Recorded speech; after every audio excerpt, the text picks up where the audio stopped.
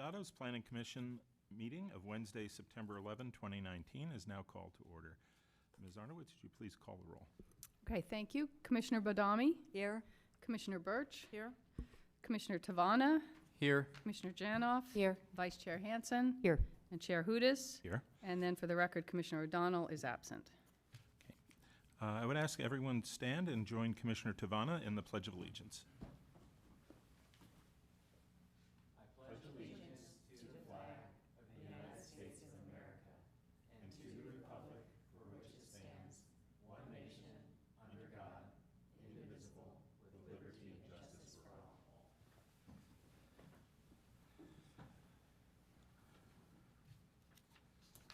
As the Planning Commission conducts the meeting this evening on behalf of the Town Council and residents of Los Gatos, we encourage active participation, which is essential for democracy and critical to the work of the Planning Commission.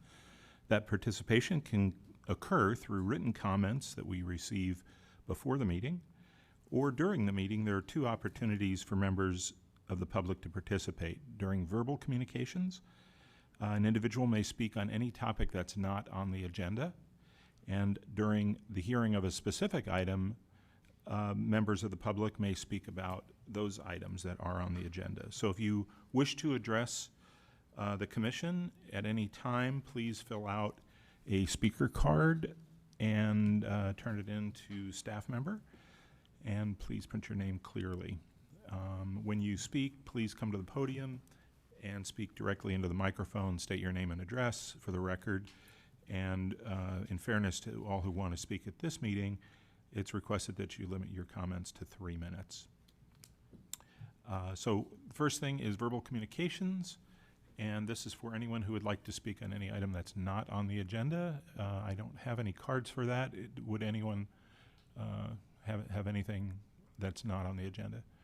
Okay, so we will now move on to the first item, which is the consent calendar, which is acted on in a single motion.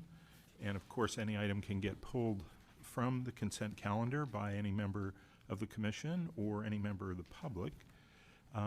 The only item that we have is approval of the minutes, August 14, 2019. Do we have a motion on the consent calendar? Commissioner Badami. I move to approve the consent calendar consisting of the minutes of August 14th, 2019. Okay, thank you. Commissioner Birch? I'll second. Okay. So I will now call the question. In favor? Opposed? Passes unanimously. So we'll now move on to item number 2, which is Town Code Amendment, Application A19007. The project is town-wide, and the applicant is the Town of Los Gatos, and it's to consider amendments to Chapter 29, which are the zoning regulations of the Town Code regarding demolition regulations. Ms. Armour, I understand you'll be giving a staff report. Yes, good evening. Good evening, Chair, Vice Chair, Commissioners. The item in front of you is consideration of changes to the definition of demolition and wall as recommended by the Town Council Policy Committee and forwarded to you for your recommendation to Town Council. The recommendation from Policy Committee impacts the current definitions of demolition and the definition of wall in the following ways. For demolition, it's deleting the text, the remaining exterior walls must retain either existing interior or existing exterior wall covering, so that we would be considering the framing of the wall as constituting the wall without having to retain those exterior wall covering. It would also include revising the repair exception that was recently approved to remove reference to wall covering, since that would no longer be necessary. In addition to that, these changes included in Exhibit 4 also include changes to the definition of wall to remove any reference to the wall covering and combine the wall covering for exterior and interior walls into one definition for simplification. These changes are intended to streamline the land use process and reduce costs for remodels of existing homes. This concludes staff's presentation, but I'd be happy to answer any questions. thank you. Are there any questions? Vice Chair Hansen. I just had one question. We had heard about this previously from several architects that there was issues with molds in the walls. And so my only question is that the policy committee's reviewed this, but do we know if other jurisdictions are using framing as a definition for the means to determine whether it's a technical demolition or not? Each municipality does have different ways of defining demolition in terms of what the percentage is, whether it's linear feet or the area of the wall, whether roof is considered, and how they define wall. It's something that we've done a little bit of looking into, but it is not always clear what their interpretation is, just on a quick research. And I would just add that for reference, the city of Saratoga does not include wall coverings. They've made an interpretation that they just look at the framing, just for your reference. Okay, great. Thank you. Other questions? Commissioner Janoff. Thank you. This demolition definition refers it parenthetically to non-historic structures. How would historic structures be affected or unaffected by this change in definition? Policy Committee's recommendation specifically was not recommending changes to the historic side of this. So the requirement that the exterior wall surface be retained, that only 25% of those those sides facing the street, all of that would be maintained as is currently defined. As I recall, some of the discussion from the architects had to do with historic structures and not knowing whether you'd have integrity of wall until you got to the framing. And they will still have the ability to request the repair and replace those exceptions that are currently in the code. Okay, so repair would allow for that interpretation. Okay, thank you. Okay, thank you. Other questions? Okay. So at this point, we'll now invite comments from members of the public on item number 2. And I have one card here, but if anyone else wishes to speak, please submit a card. Gary Colsat. Good evening, Commissioners. Thank you for being here on the 9/11 anniversary. I am extremely encouraged by this movement that I'm seeing in Los Gatos to listen to the professionals and be willing to change and modify and tweak the rules.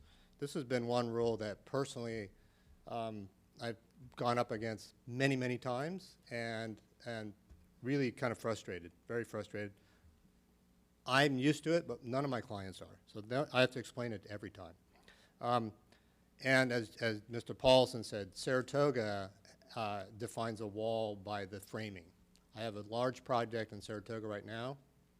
We couldn't demo the house, but we could strip all the walls off, all the materials on both sides, which makes it much easier to do several things. And I want to just, the first time the Planning Commission looked at the demolition rules to be changed several months ago, I spoke on behalf of that, and I listed 4 examples. I'm not going to do those today, but I really want to kind of get into the logistics of how homes are built and inspected and the sequence of it. It's very important because when you're building a house, you'll frame the walls, and then you'll put your plywood on there, and you'll get an inspection. And almost every outside wall is going to have sheer plywood on that. And you get that inspected, you get it nailed off. And then you put building paper on there, known as a vapor barrier. You can't do any electrical installation, anything like that, until you have your house watertight. There are some exceptions, and the building officials have to now grant exceptions if we're in the case that we're saving the interior surface of the wall in a situation where we want to remove the outside surfaces. We're leaving drywall or plaster. So now you're doing everything from the outside. You're installing wiring, plumbing, insulation, and those are all supposed to be done when you're watertight. So it really puts a bind on the contractor and his subcontractors and the building officials to be able to switch back and forth between inspecting rough inspections on your electrical, all your utilities, and then coming back for insulation inspection, and then getting your shear applied nailing on that. So it just really is awkward. But more importantly, what we're trying to do is build homes that are watertight, airtight, to a certain degree. And it's very difficult if we have to maintain these surfaces, especially an exterior surface, and not only historic homes, but homes built, we've encountered homes built in the 50s, 60s, 70s that had little or no vapor barriers. And when a contractor wants to put his warranty on this project, if I can just wrap it up, they always complain that they can't waterproof. They can't flash a window. So here they have a product that's brand new almost, remodeled, but it's not warranted.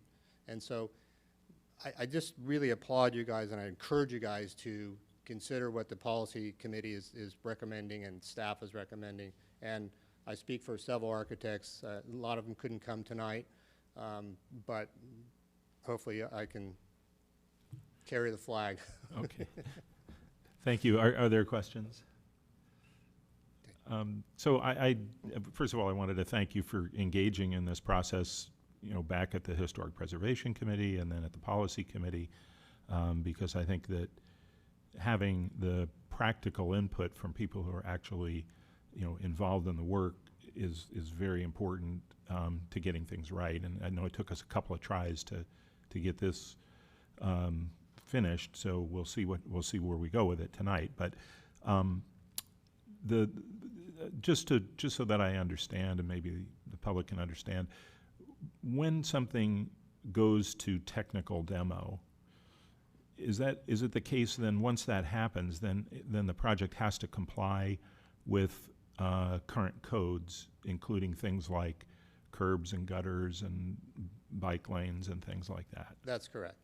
So that's where the expense, it triggers an expense above and beyond just doing the work if it's called to have a technical demo. Yes, it does trigger that. Many times it will also trigger a DRC or Planning Commission approval. So there's extra steps that clients have to consider. And I don't think anybody is against undergrounding utilities and putting in sidewalks and things like that. But if you have a house that has, maybe it's an old ranch house that had wood siding on the front for curbside appeal, and for economy reasons they did stucco on the other three sides, and you just want to put siding on all four sides, so your house actually complies with the Los Gatos design standards, that all the elevations should kind of match and work with each other. You're trying to comply with what the town's proposing or supporting, but you'd have to, in order to just put siding over stucco or take the stucco off and put siding on, both would be considered demolition, by the way, if you didn't have the inside up. Many times we're remodeling the inside, stripping all the asbestos-laden drywall. You have to get all the drywall out these days. So now this client has to go, wow, how badly do I want my house to look good on the side of the house if I have to pay for other expenses that were not necessarily in the budget? So yes, it certainly does complicate things to go to technical demo. And especially for reasons like this that are, I'm not really tearing any walls down. So again, show me the demo. Okay, thank you very much. Appreciate it. Thank you. I don't see any other cards on this topic. Is that correct? So, okay. So we'll now close the public portion of the public hearing, and another opportunity for questions for staff. Any questions or discussion? Okay, discussion or a motion? Commissioner Badami. I'll try a motion.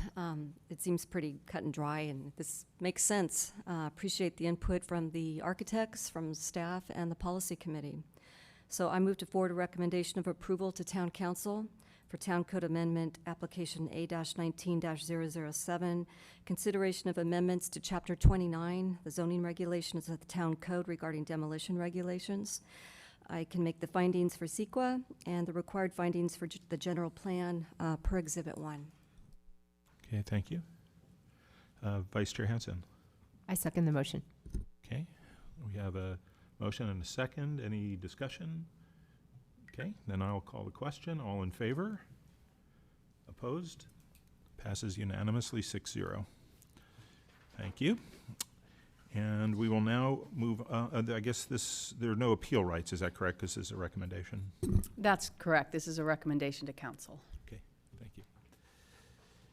Okay, so we'll now move on to item number 3.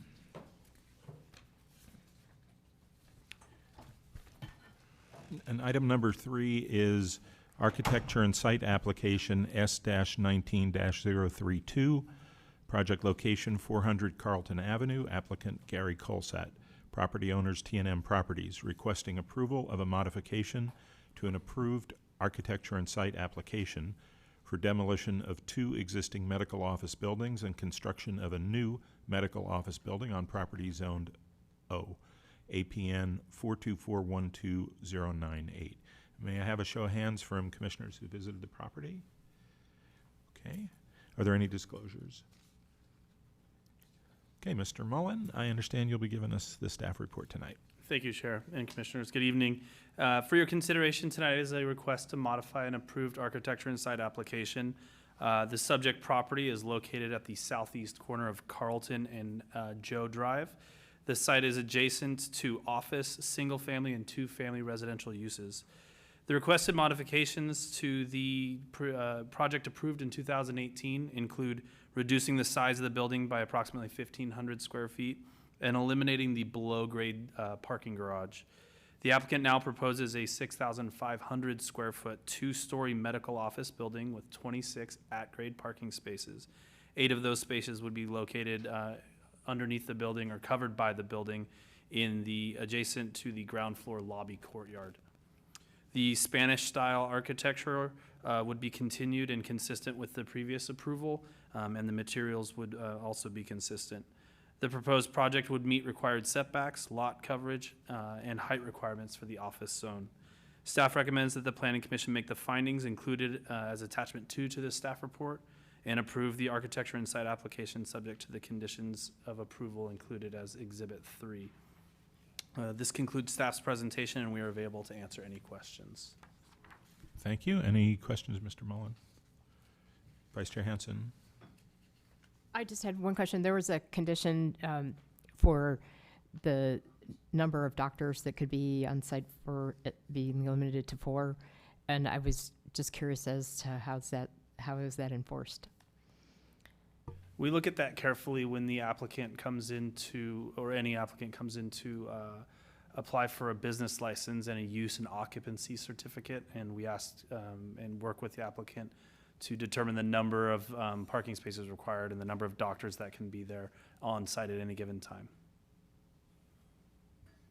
So it's done at the time that they make the application, and then once the building permit has been issued and they're operating the building, then would be someone would have to complain in the neighborhood if there was more doctors there, presumably that meaning there's more cars.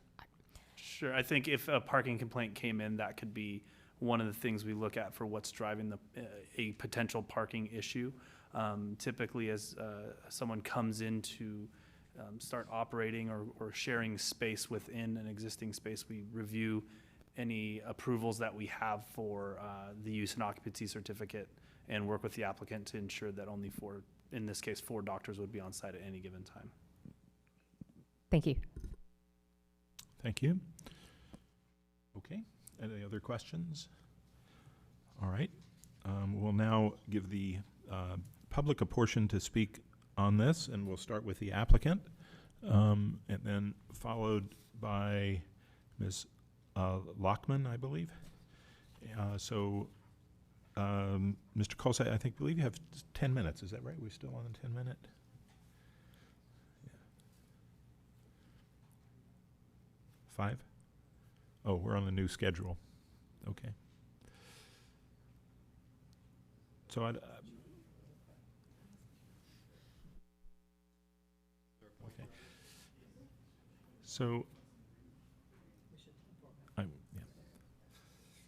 So thank you, Mr. Colsett. One thing, I don't know if you're aware, but there is a, time is different. It's 5 Yeah, minutes. I just noticed that. Yeah, that was enacted by council recently. So, Okay. Go. thank you. All right, good evening again. Most of you should recall this building when we were here in January of 2018. We presented, we had a little bit of neighborhood comments, mostly about the parking and traffic, but it was approved unanimously. And thank you very much for that. And despite, we're here because despite my best efforts, my contractor's best efforts to do some preliminary bids on the project that ensured us that we come into budget with this underground parking structure. Lo and behold, prices have gone up, stories have changed, and it was this the cost overruns were too much to bear for my client. And so we had no choice but to eliminate the parking structure, underground structure, and redesign this with on-grade parking. And so that's what you have before you tonight. We sharpened our pencil quite a bit, and we were able to get 26 parking spaces, which equates to 6,500 square feet, one for every 250 square feet. We actually did this and maintained the existing architectural style that was desired by our client. According to the consultant, he feels that this is probably a better overall design than the first one. And so it's not every day that I get a second chance at redesigning a building, but we're proud of this one. And I think it's overall going to be a better project for the site and for the neighborhood, and most importantly for my client, because it's within its budget now. We did work with staff quite a bit after Mr. Cannon came back with his report and comments, and that's reflected in this final set that you have in front of you of the plans. This, just for a refresher, this is the existing or the original approved building, and that's what we're asking for today. So it's really not much different from the front. This is pretty subtle. This is the site plan that shows all of the neighboring properties, and the ones that are crosshatched are all 2 stories. These are renderings of the building from the rear parking lot, and this is the access way between the 2 buildings off of Carlton. This is the elevation from Joe, which has been greatly diminished as far as the impact on Joe. This got some story poles just in case we want the pictures, but I'll just go back to that rendering. Just real quickly summarize, we have a smaller footprint that's smaller square footage. We have less occupants. We have a little bit longer length of building on Carlton, but we have a narrower width of a building from Joe. So we have parking there. The fact that we have no below-grade parking means that there's basically no excavation, no off-haul, no multiple trips with trucks. The duration of construction is going to be cut back by a minimum of 3 months. And you're going to have less noise as well. Everything is going to be much easier. It's a very tight, congested site. Now we can build this like any other regular project, and we don't have to jump through any hoops. So that should translate to happier neighbors. I say should because it doesn't always, but the owner did meet with the neighbors to talk about these changes. He met with the majority of them. The ones that he couldn't meet with, he left multiple notes and offers to meet with them. And we have a list of those as part of, I don't know if it was in the staff report or an action or a desk item, but we have that there. But I think the most important point that I want to make to everybody, including the neighbors, is that this is an owner-occupied building. This owner is going to have his eyes on the ground. he's gonna be looking over his own parking lot. He's gonna be looking around at the street. He's a very active owner, even though he's not occupying the building presently. He's there often after work, on the weekends, cleaning up, answering calls, things like that. So I think that it's wonderful to have someone that's there who cares about the community. Okay, thank you. There may be some questions, so are there questions of the applicant? I had a question. This reflects back on Vice Chair Hansen's question before about the maximum of 4 MDs. Mhm. What's the mechanism for managing that? Because that maximum number relates to the number of parking spaces that are That's correct. permitted. That's And if correct. there was another MD, then more spaces would be required, which you don't have room Mhm. for. Correct? So Dr. Lardo has a great system for that, but who's present, and he can speak, but I can speak on his behalf. We talked about this. He has 2 other full-time doctors, and then he has several that are going to be part-time. One will come in Mondays and Wednesdays, one comes Tuesday, Thursday, and something like that, right? So they all know, they're all aware of what their limitations are, and a lot of them don't want to work full-time. And so it actually works out well. He is aware of what he needs to do, and he's committed to do it. Okay, thank you. And my understanding is that the town doesn't police this ordinarily, but if there were a complaint, then they would investigate it, and It would be a code-compliant it thing. would be a code yeah. compliance Yeah. issue. Okay. Mhm. Okay, thank you. Mhm. We'll have another opportunity. I have some other questions for you, but we can hold those for a minute. So now invite Ms. Juliana Lockman, I'm sorry. Hi, thank you so much for the opportunity. So I'm a brand new Los Gatos resident. I closed on my home on Joe Drive in the end of May.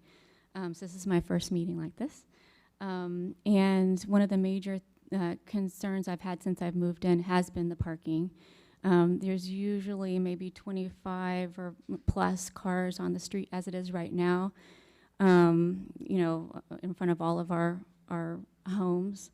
Some of the cars tend to stay longer than business hours as well. And I know that we have up to 72 hours to have a car on the street before it gets towed. And so my understanding is that the parking right now is probably from multiple, maybe not just this building here, but the whole medical community, the businesses there. But my concern is particularly with eliminating the underground parking, that this could get worse. And another concern has been safety in terms of cars exiting the parking lot. I'm told by a neighbor that there's a pregnant woman who was hit because of poor visibility coming out of that parking lot at one point, which is a concern. Another issue with the parking lot, which is mostly, as you know, on Joe Drive existing right now, has been safety, solicitation, drug use, stuff like that that's been witnessed by my neighbors. So we're wondering if there are going to be surveillance cameras, how it's going to be monitored in terms of safety, police activity, stuff like that to keep us safe.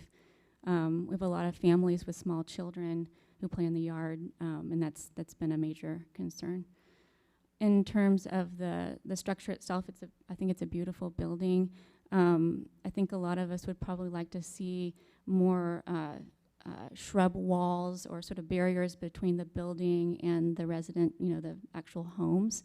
Most of the homes on Joe are small, older, 50s, 60s, single story homes, and there's an element of charm that we'd like to be able to preserve. I think those are the main things for right now. Okay, thank you. Any questions? Yes, Commissioner Birch. A couple questions about some of the safety concerns that you brought up, just so I'm clear. You had mentioned, for example, someone had said that there was a pregnant woman that was hit. Was that at the entrance off Joe, or was that off Carlton? Do you know? Is it off Carlton? Carlton, Okay. yeah. I was first on site. Scary.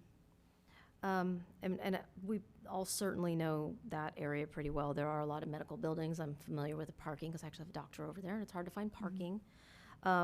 If there was, signage or something within the space referencing safety as you leave, please slow down. Other types of visual cues that could be provided for the drivers as they enter and exit the space.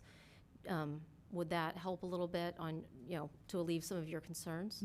I think that would help a little bit, yeah. And then one last question, if I may. You had mentioned the screening.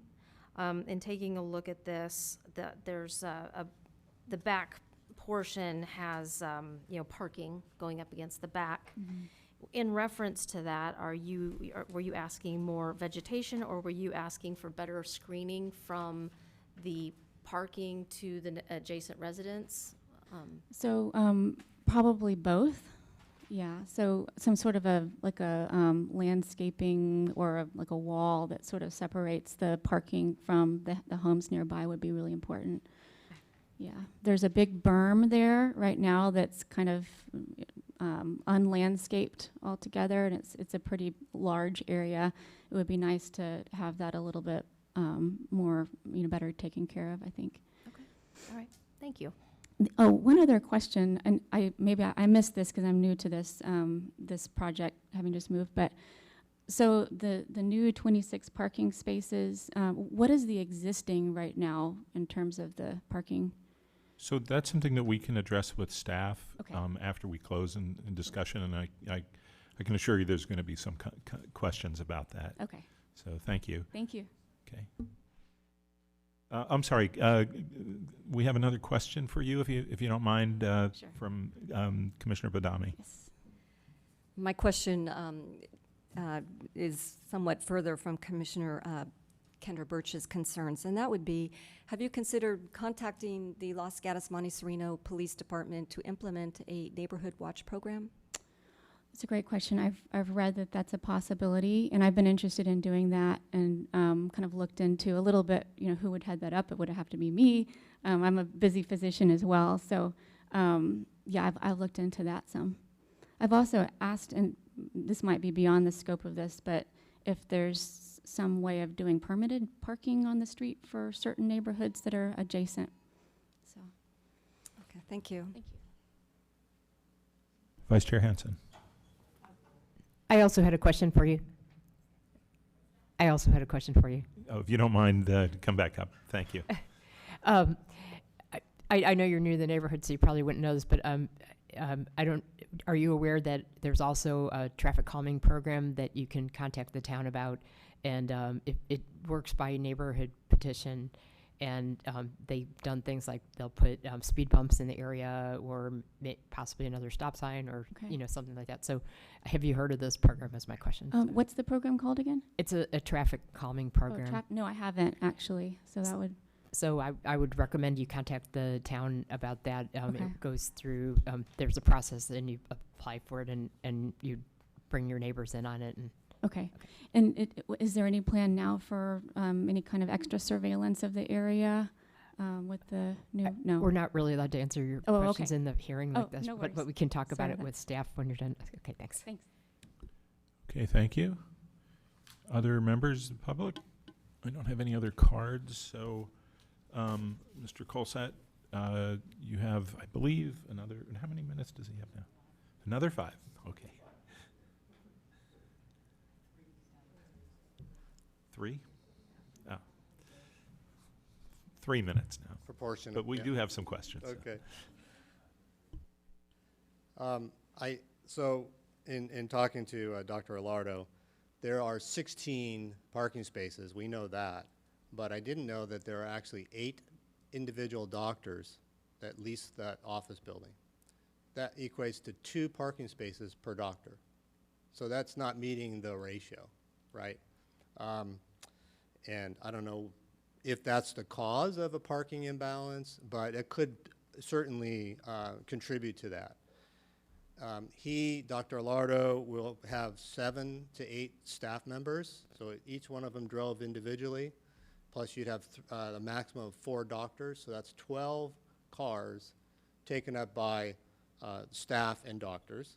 That leaves, if I do the math right, 14 parking spaces for their patients. So that should be adequate for their needs. And I just want to clarify that the parking across the driveway entrance into that from Joe is not part of this. It's not on our property, and it's not our parking. It's parking for the building on the corner. And the big open vacant space is also open space for that part of for that project, that property. It's not our property. So as much as we'd like to landscape it, I don't think that's something that we want to pay for, because it's not ours. I only have a little bit of a concern about adding any kind of landscape screening along Joe. We are close to the corner. We have to be careful. Right now, there's a hedge that actually does block some of the visibility as you exit the property on Joe. That will be removed. And so safety is our first concern when it comes to landscaping when we're talking about parking. Yes, you want to screen cars, et cetera, but you also want to make sure that drivers have a real clear line of sight. And we certainly want to make sure that people, drivers can see the sidewalks first and then the street. And if you've been out there, the striping, the stop, park, the paint on the parking lot, it's all worn off. And so you're going to have a new building, you're going to have new standards that are going to be much more appropriate and helpful for traffic calming. Thank you. Questions? Yes, Commissioner Birch. I hear you about the screening, and obviously safety is first and foremost. What would you guys be willing, though, to look at something along the lines of some sort of signage at the driveways, entrance and exit, about reminders, this is a neighborhood, there are kids playing, please slow down? It's not uncommon. I see a lot of people do it even in, public streets. But I don't think just that, it's pretty inexpensive. You can buy them at Home Depot. Okay, no objection. great. I think, Well, that's on Joe. They share that ingress, egress on Carlton with No. the neighbor. So Yeah. it's not our property to put a sign on that. understood. No, Right. I'm specifically speaking about the one that's on your property only. Okay. And then, I don't know what you could implement internally, and I'm not going to say like this is a condition, this is just a recommendation, just internally with the doctors and the patients, perhaps even signage inside to remind everyone that you are in a neighborhood with families, be sensitive to your neighbors. Maybe and- there could be a sign at the reception desk Exactly. or something like that. Right, because I'm familiar with that area, and there are a lot of children out there. I think that was it, actually. Thank you. Okay, other questions? I had a couple of questions. So trying to reconcile with the consulting architect's report, he had 5 items that were recommended, and on, I guess it's page 62 of the document, the 2 that I wanted to ask about were the separation, it says better ground floor visual separation under the structure, parking from the lobby and courtyard, and the pedestrian entries from the street. So has that been addressed? Yes, the way we address it is, if you look at the site plan, lower floor plan, we have this walkway that there's a parking on the left, and then a handicap parking, and and then there's the office building and the stair and the elevator on the right. And so what we've done is we've introduced an arched wall with 3 arches that separates, and columns that separate the walking experience from the parking experience. And then we've also, in addition to that, I think Mr. Cano was asking for more screening with landscaping from the sidewalk and from the parking area, and we've added those as well. Okay. That was the other question. And then regarding the screening, and this I think gets to the question that was raised, additional landscaping if possible along the rear parking lot facade. Possibilities include trees in the interface between parking spaces and climbing vine planting. Is that something that was addressed? It was discussed with staff, and we all agreed that there's not enough landscape area to plant trees. We could get some vines growing, not that I really want to have vines on the building. It's a great look, but it also introduces other problems, so I don't want to encourage that if I can help it. We can actually build a trellis or lattice just in front of the building to have vines climb on that. And we have a very small planting strip that we are showing some landscaping there.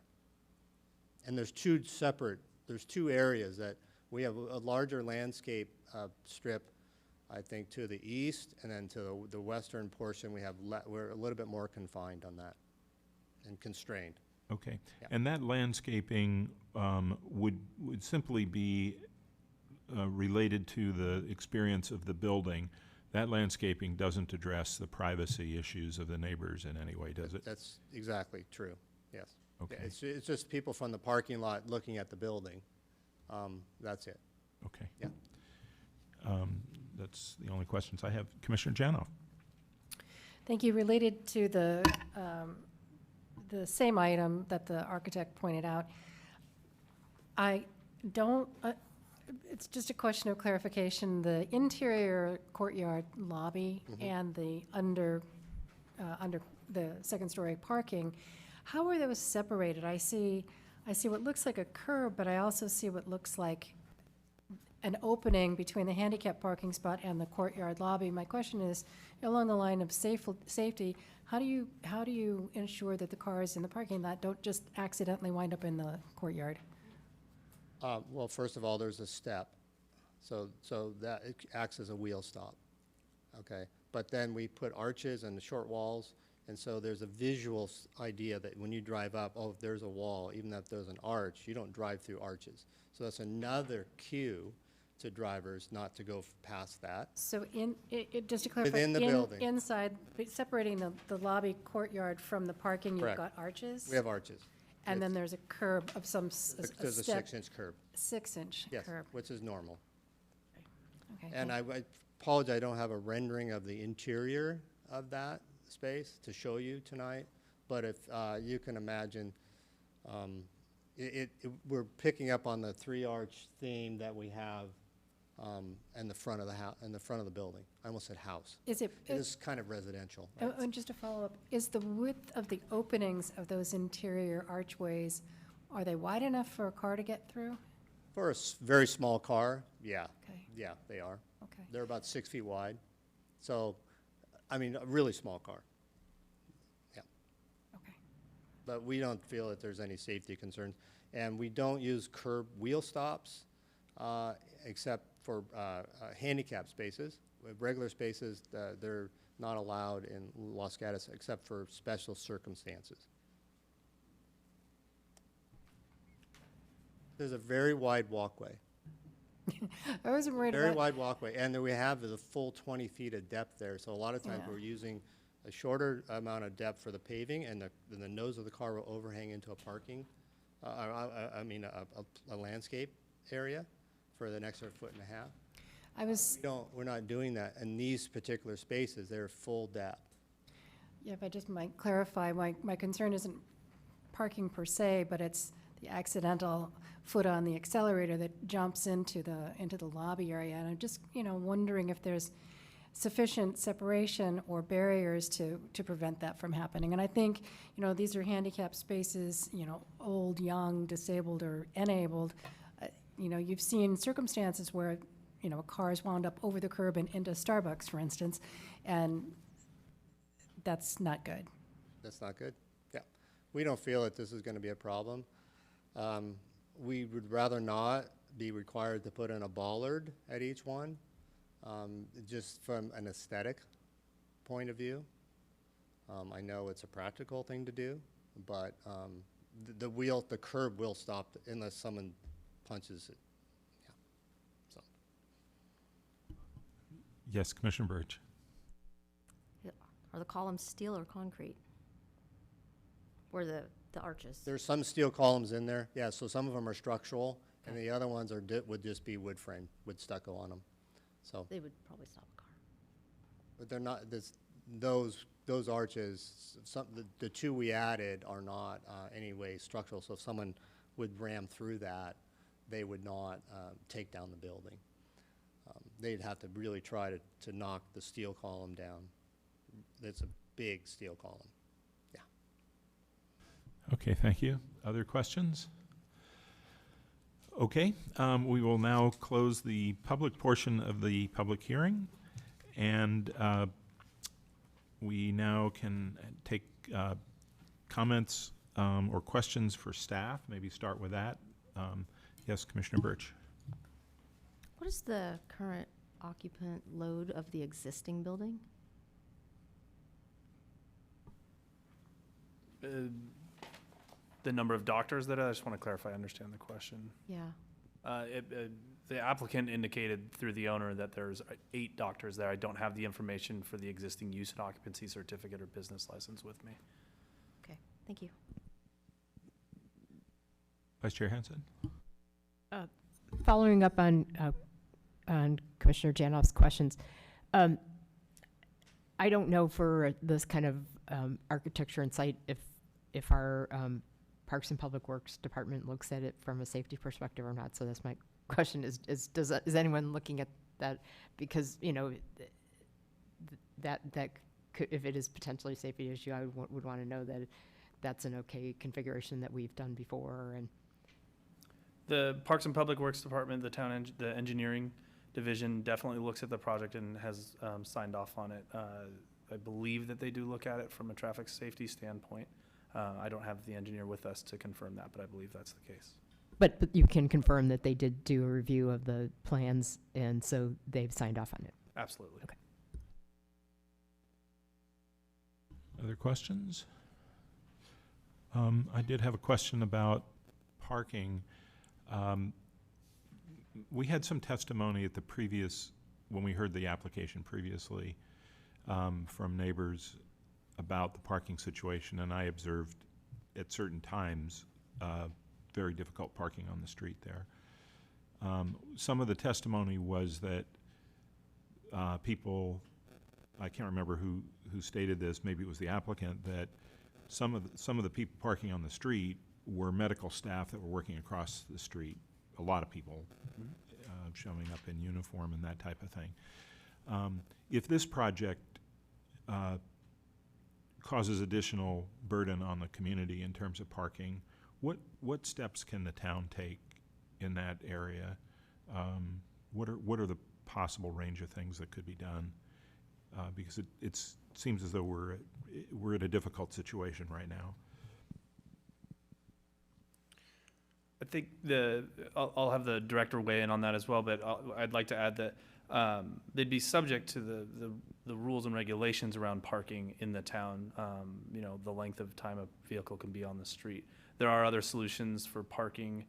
Permitting is an example that have been used in other parts of town to address different challenges, and that would be something that would be reviewed or considered by the town engineers, I believe. Okay, thank you. And then thank you, Joel Paulson, Community Development Director. So typically the challenge is one of, we're talking about public streets. So we require buildings to be parked pursuant to our current requirements. There are obviously a number of office buildings in that area, medical and otherwise. And those kinds of challenges, we typically will go out when we can find out who, if there is a specific, as you said, a link to a business that may be utilizing those spaces, and we generally will send the code compliance officer out, have a conversation, see if there are some options for them to retain more of that parking on site. But there's nothing in the code or otherwise that we can ultimately tie that to. We look for folks to be good stewards, but again, we're talking about office buildings in that general area, very concentrated, and again, medical and otherwise. And I think even across the street, there may be some that aren't in the town. And so that gets to be the challenge from an enforcement perspective, but we try to do proactive outreach when we receive, and I shouldn't say proactive, reactive outreach when we receive complaints of that nature. I think was mentioned earlier, the potential for permit parking. Currently, that those applications aren't being considered because the town is going through a town-wide parking study, and so those are things that could be considered in the future potentially, because that program has not gone away. But ultimately, we look to the property owners and the tenants to be good stewards and not do what they can to not impact the neighbors. So just as a follow-up to that, with regard to permit parking, often we see that in a residential neighborhood where the residents are permitted to park and people who are not.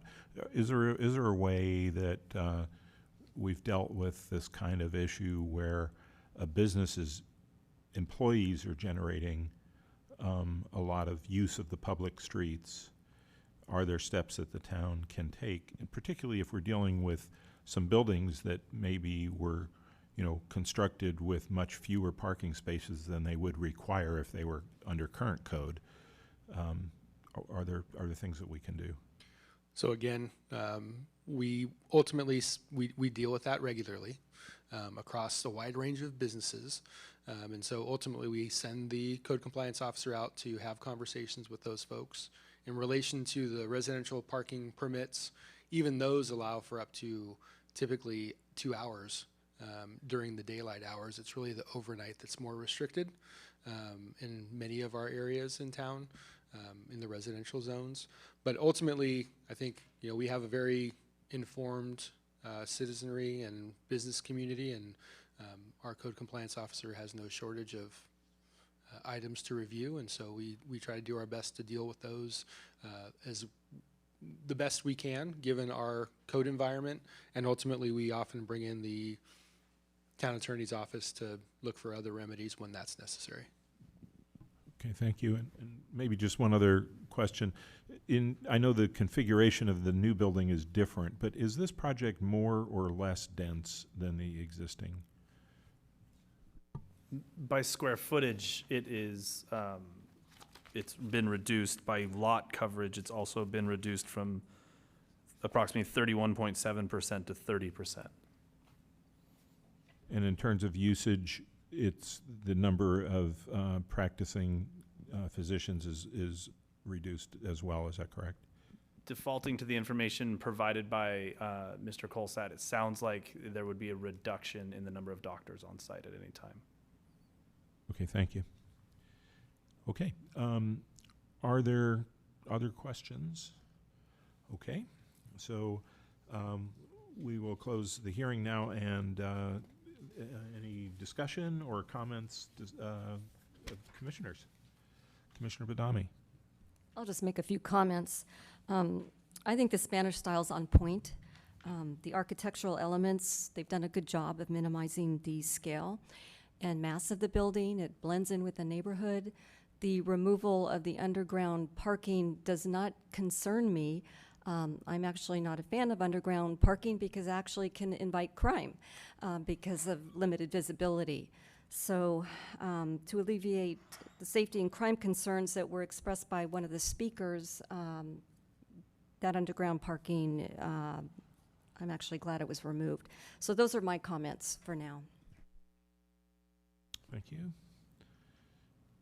Anyone else? Motion? Commissioner Birch?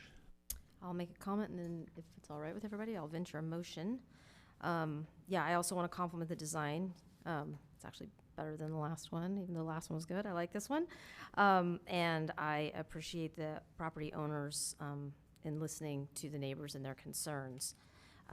So unless anyone has anything else to say, I am going to recommend that we approve architectural and site application S-19-032, 400 Carlton Avenue, requesting demolition of 2 existing medical office buildings and the construction of a new medical office building, APN 424-12-0 098, and let's see if I can find the findings really quick. I can find the findings for CEQA. I can find the findings as required by section 29.10.09030E for demolition of existing structures, and that the proposed project is consistent with the commercial design guidelines, and that as required by section 29.20.150 of the town code for granting approval of an architectural and site application.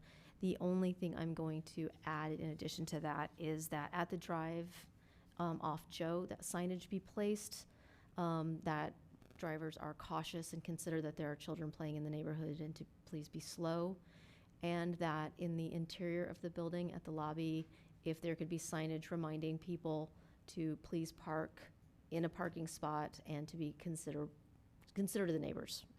You guys can figure out the wording, but that's the idea. Okay, thank you. I have a second. I second the motion. Okay, Vice Chair Hansen, thank you. So further discussion?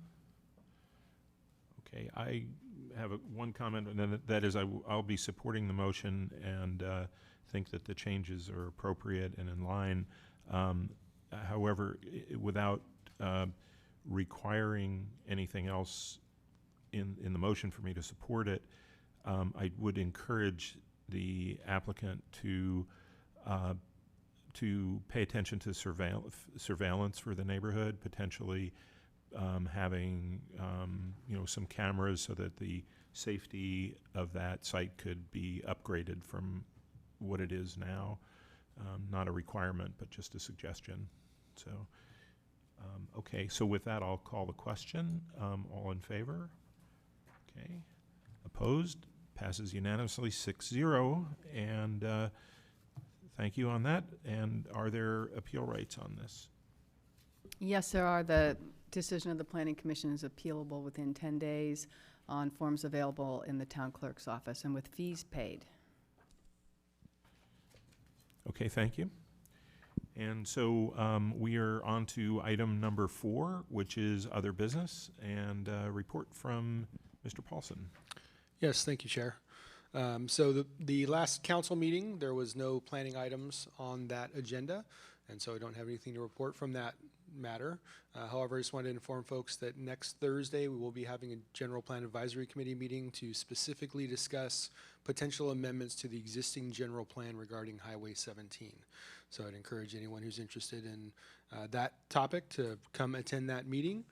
And then finally, the next Planning Commission meeting will be canceled, as we were informed yesterday or today, I can't recall which, that the appellant for the item on that agenda is not available, so that will get pushed out to the next meeting. Okay, thank you. I was curious about whether the item is coming before council that we forwarded a recommendation on the hillside design guidelines.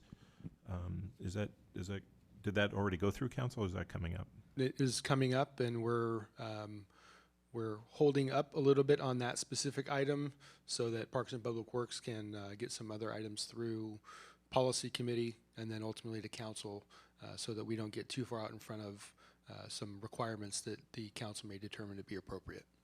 Okay, great. Thank you. So in addition to service on the Planning Commission, members of the commission serve on several town committees. Are there any reports tonight for any of the committees? Commissioner Janoff. Yes, thank you. I was fortunate enough to have the opportunity to chair the previous GPAC meeting. And I'm pleased to report that the GPAC has finished the land use input to the consultants. So the consultants are now able to go complete their report back to GPAC, and we look forward to hearing that. And as Mr. Paulson indicated, we've got a meeting coming up next Thursday. Great, thank you. Other committees?